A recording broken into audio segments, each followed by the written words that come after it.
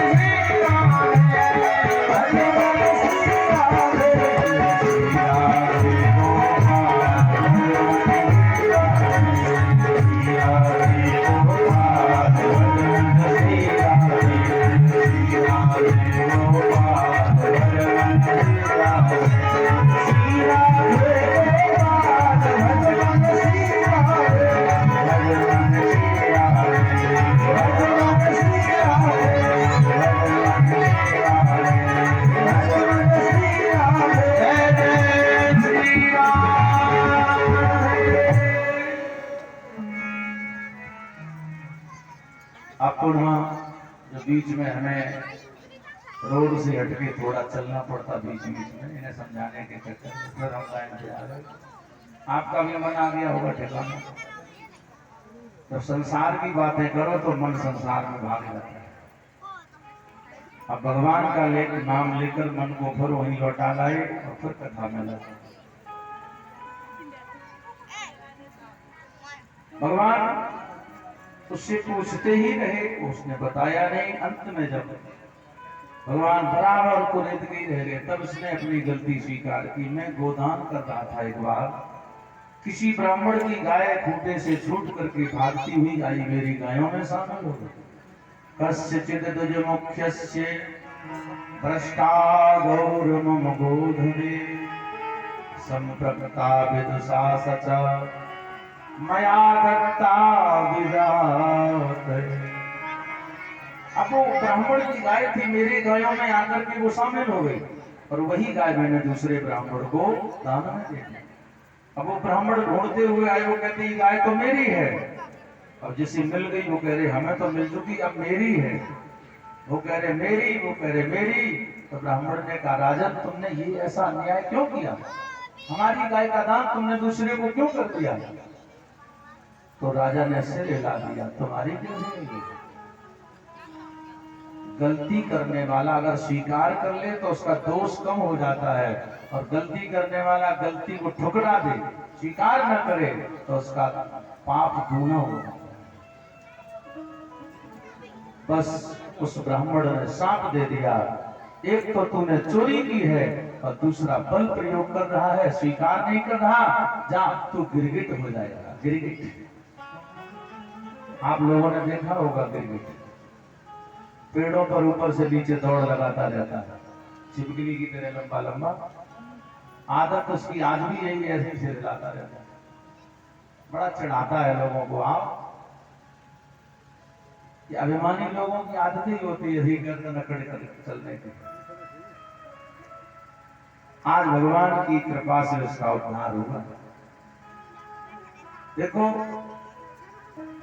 जब ये मरने के बाद धर्मराज के यहाँ गया तो धर्मराज ने इससे पूछा भी था कि तुम्हारे पुण्य तो बहुत है लेकिन पाप बहुत थोड़ा है, तो तुम पाप का फल पहले भोगोगे कि पुण्य का? अब इसने दिमाग लगाया, जब कड़वा एक चम्मच है, मीठा एक भगोना है, तो कड़वा ही पहले खा लो। मतलब गेहूं 10 कुंतल हुए, 1 कुंतल गांठ वाला है, 9 कुंतल सांप वाला, तो गांठ वाला पहले खा के मर जाओ, फिर सांप वाला धरा रहेगा, तेरे में काम आएगा। क्या यही होना चाहिए? अच्छा पहले खाओ। लोग उल्टा करते, खराब पहले खाते, अच्छा बाद में रखा रह जाता, खराब ही खा के मर जाता। इसलिए इसने अपनी अकल चलाई, जबकि वहां तो इसे हाथ जोड़ना चाहिए। धर्मराज किससे क्या तुम बहस करोगे? जब उन्होंने पूछा पहले मीठा खाओगे कड़वा, तो कहते ना आपकी जो मर्जी, आप जो खिलाएंगे हम खाना। जैसे छोटा बच्चा माँ से कभी डिमांड नहीं करता कि हमें ये खिलाओ, माँ अपने आप ही समझती अब दूध पिलाना, अब उसको क्या खिलाना। ऐसे ही अपने वरिष्ठ लोगों के सामने अपनी कोई मांग नहीं स्पेशल रखनी चाहिए। जैसे एक बार किसी राजा के सिपाहियों ने किसी चोर को पकड़ लिया, राजा के सामने लाए, राजा ने चोर के सामने 3 शर्तें रख दी। 3 में से एक चीज खा जाओ, हम तुम्हें छोड़ देंगे, माफ कर देंगे। चोर ने सोचा सस्ते में निपटेगा, बताओ महाराज। तो राजा ने कहा चाहे 100 जूता खा जाओ, चाहे 100 मिर्च खा जाओ, चाहे 100 प्याज खा जाओ।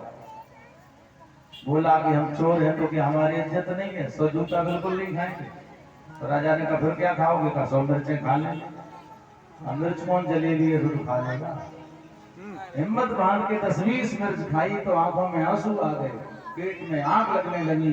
महाराज अब नहीं खा पाएंगे। राजा ने कहा क्या खाओगे? भाई खाने तो 100 पड़ेंगे।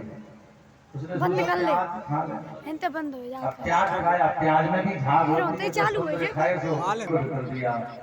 दुर्योधन की बेटी लक्ष्मणा का स्वयंवर हो रहा था।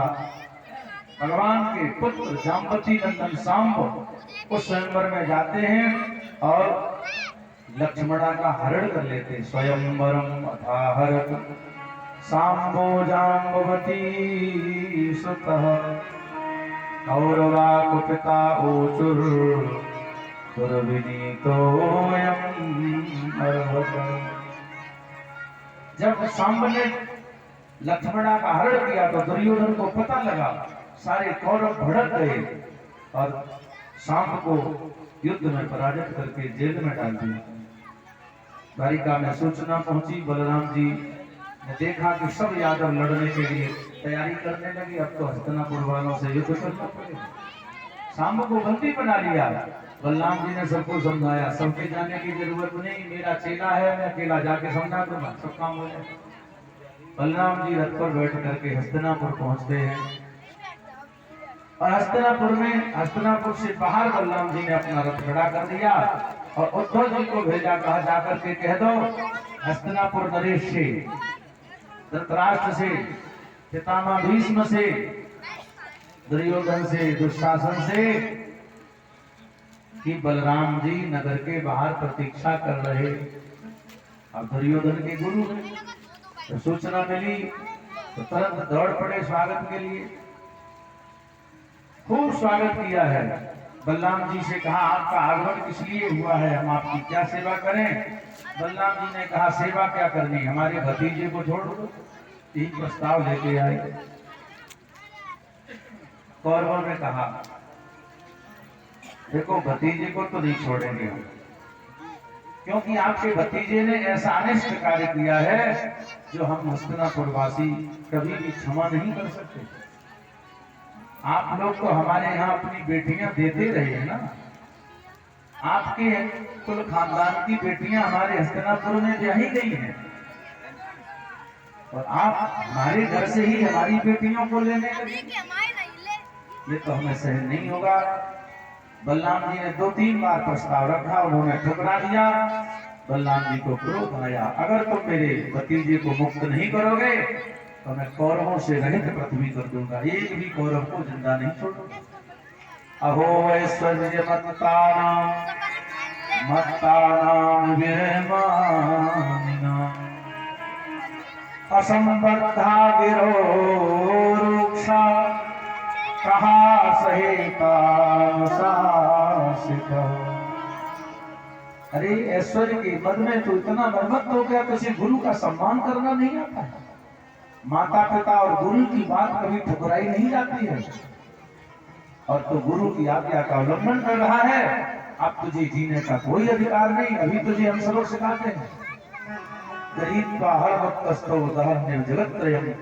बलराम जी की आंखें लाल हो गई, हल उठाया, मन वाले सारे संसार को नष्ट कर देंगे। जिचकर समझा गंगायाम पर हरिश्चन्नम अमर्षिता। बलराम जी ने हस्तिनापुरी में हल फंसा करके उखाड़ लिया हस्तिनापुरी को, और गंगा में पटकना चाहते थे। हस्तिनापुरी टेढ़ी हो गई, कौरव घबरा गए कि इनसे टकराना उचित नहीं है, अगर इनसे टकराए तो नाश हो जाएगा। तुरंत दुर्योधन ने शाम को बंधन से मुक्त किया, अपनी बेटी लक्ष्मणा को लेकर और बलराम जी की शरण में आया। राम राम अखिलाधार प्रभावम न विदामते, मूढ़ानां नः बुद्धीनां संतुमर्हस्यति क्रमम्। हे बलभद्र, हे गुरुदेव, कि हमसे अनजान में ऐसा अपराध हो गया, हमें क्षमा कर दो। मैं मूढ़ हूं, मैं कुबुद्धि वाला हूं, मुझे ज्ञान नहीं है। बलराम जी ने कहा नहीं, अब तो तुझे हम सबक सिखाएंगे ही। दुर्योधन के साथ साथ कौरवों ने भी जब बलराम जी के चरण पकड़ लिए, हस्तिनापुरी को वहीं पर रख दिया। आज भी कभी जाएंगे आप, हस्तिनापुर पड़ता है मेरठ में, विधानसभा सीट है हस्तिनापुर। आज भी हस्तिनापुरी गंगा जी की तरफ झुकी हुई है। प्रसन्न होकर के कौरवों ने बलराम जी के सामने बहुत सा दहेज रखा। दुर्योधना पारिवर्णम कुंजनान षष्ठी हायना, 60,000 तो उसने हाथी दिए दहेज में। ददो चादादश शतानि अयुतानि